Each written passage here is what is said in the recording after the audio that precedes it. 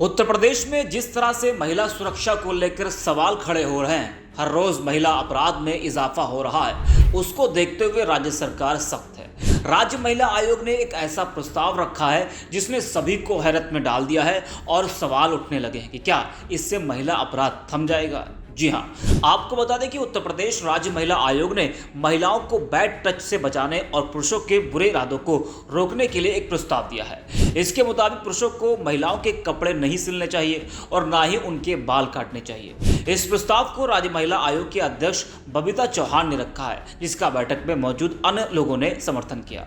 आपको बता दें कि 28 अक्टूबर को हुई महिला आयोग की एक बैठक के बाद कई ऐसे सुझाव दिए गए जिनमें पुरुषों को महिलाओं का नाप लेने की अनुमति नहीं देना और शॉप पर सीसीटीवी कैमरे लगाना आदि शामिल है। फिलहाल अभी यह सिर्फ एक प्रस्ताव है और महिला आयोग बाद में राज्य सरकार से इस संबंध में कानून बनाने का अनुरोध करेगा। महिला आयोग के नियमों का पालन करवाना जिला प्रशासन के जिम्मे होगा।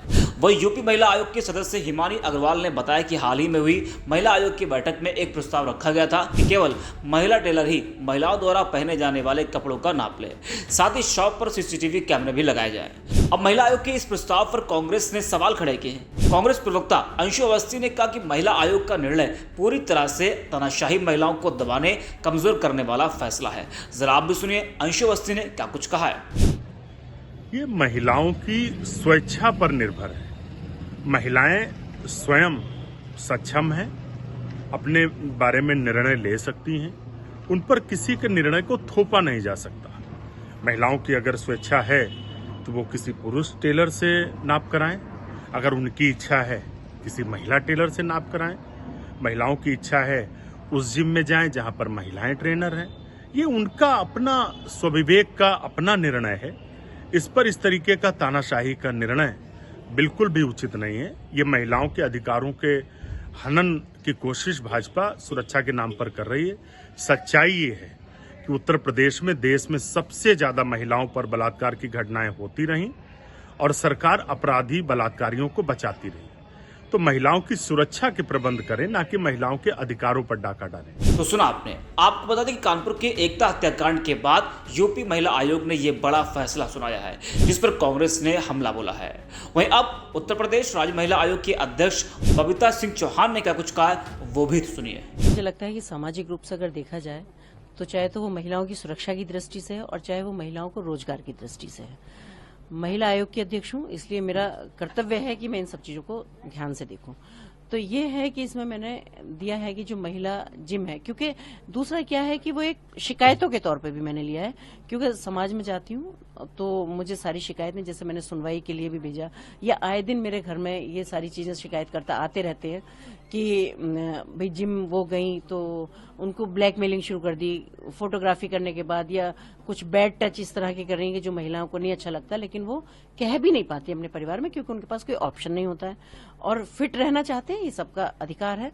तो जिम जाना भी जरूरी है, क्योंकि आज के टाइम में आपको पता है कि जिम भी एक नेसेसरी जगह है, क्योंकि कोई इतना हमारे पास आजकल फिजिकल वर्क नहीं है। तो उसके बावजूद भी इस तरह का शोषण अगर जिम में जाके होता है तो महिला कहीं ना कहीं मानसिक रूप से परेशान होती है। मेरा सिर्फ इतना अनुरोध है कि ट्रेनर रखें आप, लेकिन महिला ट्रेनर भी जरूर होना चाहिए किसी भी जिम के साथ। पार्लर है, आप चला रहे हैं, आपने पहले देखा होगा जब ब्यूटी पार्लर थे जर्नली 90% लड़कियां ही काम करती थी, लेकिन अब एक नया दौर जैसा आया है और वहां लड़कियां कम दिखाई देती हैं, लड़के ज्यादा दिखाई देते हैं। आजकल जो न्यू ब्राइडल मेकअप है उनको लड़के कर रहे हैं, उनको बच्चियों को साड़ी लहंगे वो काम कर रहे हैं लड़के पहनाने का। तो वहां से भी जो शिकायतें होती हैं और आए दिन ये घटनाएं घटती हैं कि कुछ भी गलत महिलाओं के साथ हो सकता है या हो रहा है, जो शिकायतें मेरे पास आ रही हैं। बस मेरा ये कहना है कि पार्लर में भी आप लड़के रखें, जिसकी मर्जी हो वो लड़कों से कराएं, लेकिन उनको ये अपनी स्वेच्छा से मैं करा रही हूँ ये ऐसा लिख के देना होगा, या अपनी स्वेच्छा से मैं ये एक्सरसाइज किसी लड़के की ट्रेनिंग में कर रही हूँ ये उनको लिख के देना होगा, जिसके लिए हमारा शासन या हमारा प्रशासन जिम्मेदार ना हो। दूसरा, मैं चाहती हूँ कि जहां भी ये एम्प्लॉय हैं, जहां भी ट्रेनर हैं, ये हैं, इनका पुलिस वेरिफिकेशन जरूर होना चाहिए। कितनी जगह मैंने ये देखा है कि लड़के घटनाएं करते हैं और घर के भाग जाते हैं और उनका कोई अता पता नहीं होता, फिर उनको सिर्फ ढूंढते ही रह जाते हैं, बाकी सारी चीजें खत्म हो जाती हैं फिर। तो मैं ये चाहती हूँ कि एक पुलिस वेरिफिकेशन होना चाहिए, जिससे उसको भी ये डर रहेगा कि भाई मैं यहाँ काम करता हूँ तो मैं निष्ठा और ईमानदारी के साथ काम करूँ।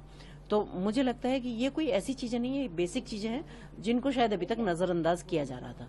दूसरा एक है कि जैसे स्कूल की बस है, स्कूल की बस में बच्चियां भी जाती हैं, तो वहां आए दिन आपने भी पढ़ा होगा, देखा होगा कि कंडक्टर और ड्राइवर हैं जो बच्चियों के साथ वही बैड टच वाली स्थिति या कुछ और भी घटना कई बार आपने देखा है कि सुनने को मिल जाती है।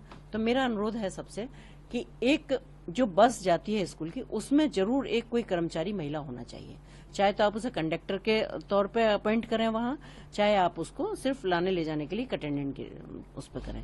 तो इसलिए यहाँ महिलाओं का होना बहुत ज्यादा जरूरी है। तो मेरा दूसरा था एक बुटीक का। बुटीक आप जानते हैं कि महिलाओं के लिए ही बुटीक हैं और महिलाओं ही कपड़े सिलवाने के लिए जाती हैं। इसमें भी मैं कह सकती हूँ कि 90% जो टेलर हैं वो जेंट्स ही हैं, लेकिन वो मेजरमेंट भी टेलर ही लेते हैं वहां। मेरा सिर्फ इतना अनुरोध है कि आप टेलर रखिएगा, जेंट्स रखिएगा अगर परफेक्ट है। वैसे ऐसा नहीं है कि महिला परफेक्ट नहीं है, पर शायद रखना नहीं चाहते। मेजरमेंट के लिए आप लड़की रखिएगा वहां, क्योंकि आपको पता है कि जब कपड़े सिलाई होती है तो मेजरमेंट किस तरह से लिया जाता है। तो उसके लिए अगर कोई जेंट्स ले तो मुझे लगता है कि ना हमारे संस्कार है ना ये हमारी संस्कृति है कि पार्लर जैसी जगहों पे या ऐसी जगहों पे लड़कों को रखा जाए या ये सारी चीज की जाए। तो वहां से भी क्योंकि इस तरह की शिकायत आती है, और महिलाएं शिकायत इसलिए मेरे पास तक करती हैं क्योंकि उनके पास कोई ऑप्शन नहीं होता, उन्हें जाना ही पड़ता है वहां। अगर उसको किसी टेलर से कपड़े सिलवाने हैं तो उसको वहां पहुंचना ही होगा। मेजरमेंट अगर वहां कोई नहीं है तो उसको देना ही होगा। पार्लर में अगर जा रही है तो मेकअप कराना है, अगर पार्लर अच्छा है और उसने कह दिया कि नहीं साहब मेकअप लड़का ही करेगा तो मेकअप लड़का ही करेगा, क्योंकि लड़की वहां नहीं है। तो ये ऑप्शंस भी मैं चाहती हूँ कि महिलाओं को मिले। इससे हमारी महिलाओं को मानसिक शांति भी मिलेगी, सुरक्षा भी मिलेगी, और वहां हमारी जो नई बच्चियां हैं, जो नई महिलाएं हैं जो सीख के आती हैं जो काम की उम्मीद से, क्योंकि हर क्षेत्र में आज महिलाएं, तो उनको एक रोजगार भी मिलेगा। मैम, अगर ये निर्देश जो नहीं मानता है उसके खिलाफ किस तरह से कार्रवाई की जाएगी? जी बिल्कुल, जो उचित कार्रवाई होगी उनके खिलाफ की जाएगी अगर ये नहीं मानेंगे तो सुना आपने। वही राज्य महिला आयोग ने जिस तरीके से ये प्रस्ताव रखा है उस पर कांग्रेस ने हमला बोला है और कई लोग इसका समर्थन कर रहे हैं। कई लोग कह रहे हैं कि उत्तर प्रदेश में जिस तरीके से लगातार महिला अपराध बढ़ रहा है, बैड टच की लगातार कई घटनाएं सामने आ रही हैं, उसको लेकर यह फैसला सराहनीय है।